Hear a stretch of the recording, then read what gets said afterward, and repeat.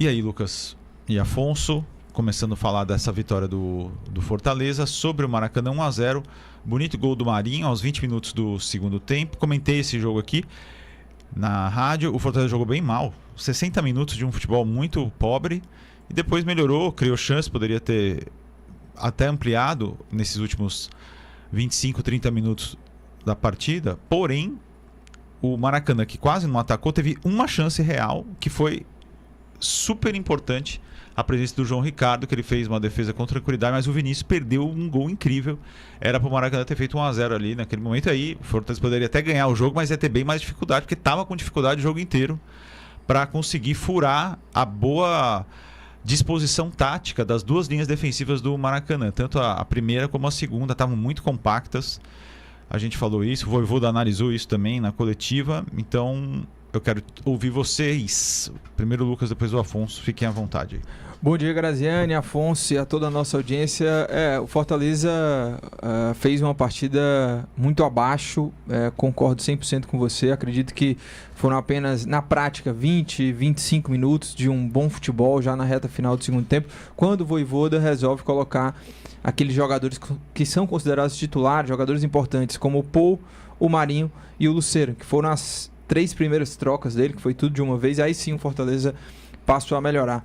Antes disso, foi um Fortaleza apático, pouco criativo, muito lento na troca de passes, sem um jogador para desequilibrar, como fez o Marinho, porque encarava um time completamente recuado. O Maracanã fez um jogo até pelo empate, o empate já estava de bom tamanho para o Maracanã, se fechou, às vezes até com 6 jogadores na primeira linha. E defensivamente, o Maracanã, a gente precisa elogiar aqui. Fez uma ótima partida defensivamente. Mérito do Maracanã. Dificultou muito a vida do Fortaleza, que entrou com um time alternativo, o time que é considerado reserva.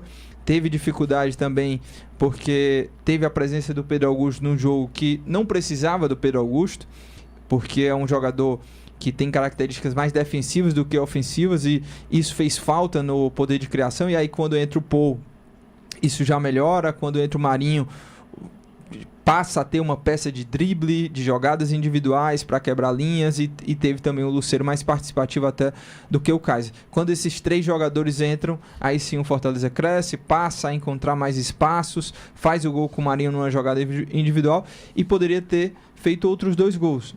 O Caleb perde um gol dentro da área, e o Borreiro também, que não tem aquele cacuete, né, do centroavante, manda por cima do gol, também perde um gol inacreditável, e o Fortaleza ficou com esse placar magro.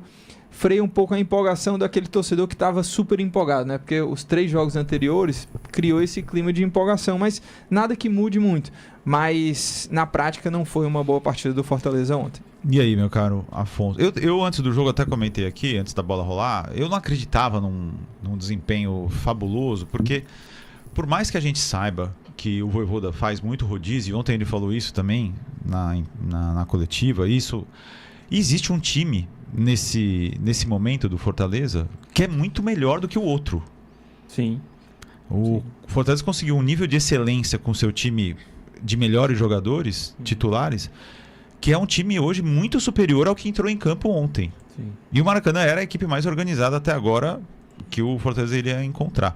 Então, o torcedor que fala, o Fortaleza não tem time titular, eu concordo até a página 2. Ontem, por exemplo, dos potenciais titulares, quer dizer, o João Ricardo é mega titular, e o Kusevich, para mim, dos zagueiros que estão à disposição, tirando o Gaston e o Davi, ele deveria ser titular no lugar do Tite, no time principal. Sim. Os outros 9 jogadores que entraram em campo são bem inferiores aos jogadores titulares, que jogaram contra o Motoclube e contra o Cariri. Então, essa é uma coisa óbvia. Não é o mesmo nível.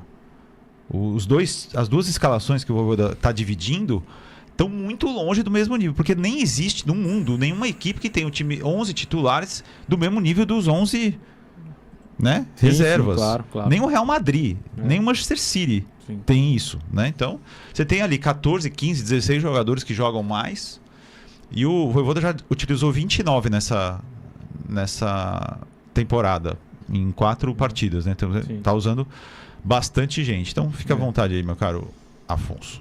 Não, Grazi, eu acho que o jogo de ontem deixou muito claro essa diferença de nível mesmo, né? Dos titulares e dos reservas. Alguns jogadores ontem jogaram um nível abaixo, acho que até por isso o Fortaleza sofreu mais no primeiro tempo. Tinga, Pedro Augusto, acho que o Caleb também um pouquinho apagado. O Maracanã se postou muito bem na defesa, né, com a linha de 5 ali marcando, bem fechado. Entrou com essa proposta mesmo de conseguir segurar o Fortaleza e tentar aproveitar algum contra-ataque, né? Acabou tendo a chance no comecinho do segundo tempo, mas não fez o gol.